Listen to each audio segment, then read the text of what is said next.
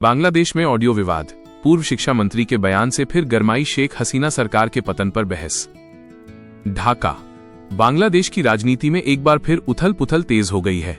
देश के पूर्व शिक्षा मंत्री द्वारा एक सार्वजनिक कार्यक्रम में दिए गए बयान ने राजनीतिक हलकों में नई बहस छेड़ दी है।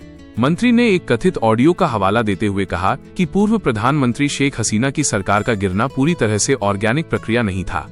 उन्होंने ये भी दावा किया कि यह ऑडियो सत्तारूढ़ अवामी लीग के उस पुराने आरोप को सही साबित करता है जिसमें पार्टी लंबे समय से कहती रही है कि सत्ता परिवर्तन के पीछे सुनियोजित प्रयास किए गए थे।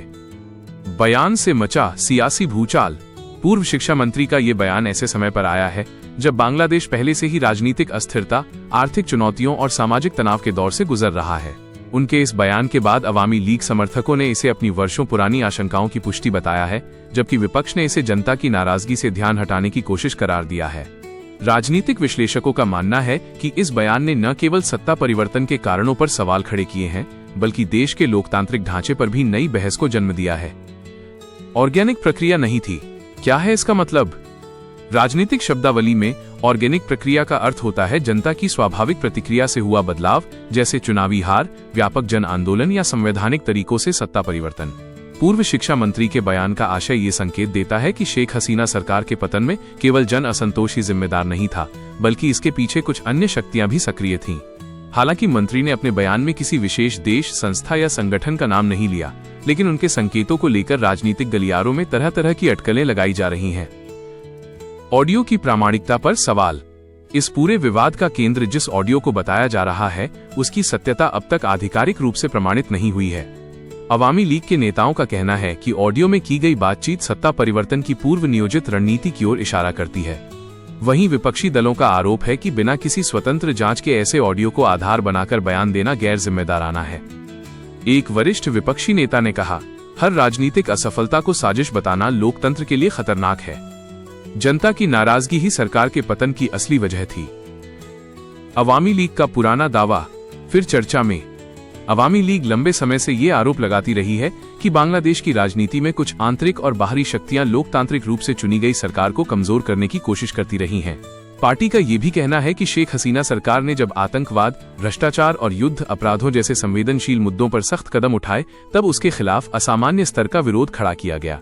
पूर्व शिक्षा मंत्री का ताजा बयान इस नैरेटिव को एक बार फिर मजबूत करता दिख रहा है और पार्टी के भीतर इसे लेकर तीखी प्रतिक्रियाएं सामने आ रही हैं। विपक्ष का पलटवार। विपक्षी दलों ने इस बयान को राजनीतिक एजेंडा बताया है। उनका कहना है कि सरकार की गिरावट के पीछे असली कारण बढ़ती महंगाई, बेरोजगारी, अभिव्यक्ति की स्वतंत्रता पर कथित अंकुश और लोकतांत्रिक संस्थाओं का कमजोर होना था। राजनीतिक जानकारों के अनुसार इस तरह के बयान विपक्ष और सत्ता पक्ष के बीच पहले से मौजूद अविश्वास को और गहरा कर सकते हैं, जिससे राजनीतिक ध्रुवीकरण बढ़ने की आशंका है। अंतर्राष्ट्रीय पहलू पर भी चर्चा। पूर्व शिक्षा मंत्री के बयान के बाद ये चर्चा भी तेज हो गई है कि क्या बांग्लादेश की राजनीति में किसी बाहरी शक्ति की भूमिका रही है। बांग्लादेश की रणनीतिक स्थिति और क्षेत्रीय राजनीति को देखते हुए इस तरह की अटकलें नई नहीं हैं। हालांकि अब तक किसी अंतर्राष्ट्रीय संस्था या देश की ओर से इस मुद्दे पर कोई आधिकारिक प्रतिक्रिया सामने नहीं आई है। विशेषज्ञों का मानना है कि ऐसे संवेदनशील आरोपों पर बिना ठोस सबूत के टिप्पणी करना देश की अंतर्राष्ट्रीय छवि को भी प्रभावित कर सकता है। लोकतंत्र और जनता का भरोसा। इस पूरे विवाद का सबसे अहम पहलू लोकतंत्र पर पड़ने वाला असर है। यदि जनता ये मानने लगे कि सत्ता परिवर्तन लोकतांत्रिक प्रक्रियाओं के बजाय साजिशों के जरिए होता है, तो इससे राजनीतिक संस्थाओं पर भरोसा कमजोर हो सकता है। वहीं यदि वास्तव में किसी गैर लोकतांत्रिक हस्तक्षेप की आशंका है, तो उसकी निष्पक्ष और पारदर्शी जांच की मांग भी उठने लगी है। निष्कर्ष। पूर्व शिक्षा मंत्री का बयान और उससे जुड़ा ऑडियो विवाद बांग्लादेश की राजनीति में एक नई बहस को जन्म दे चुका है। यह बयान अवामी लीग के पुराने आरोपों को फिर से चर्चा में लाता है, लेकिन साथ ही कई सवाल भी छोड़ जाता है। क्या ऑडियो वास्तविक है? सत्ता परिवर्तन के पीछे असली कारण क्या थे और क्या लोकतांत्रिक प्रक्रिया प्रभावित हुई? फिलहाल ये मुद्दा राजनीतिक आरोप प्रत्यारोप के दौर में फंसा हुआ है। आने वाले दिनों में ये देखना अहम होगा कि क्या इस मामले में कोई आधिकारिक जांच होती है या ये विवाद भी बांग्लादेश की राजनीति में उठने वाले अन्य विवादों की तरह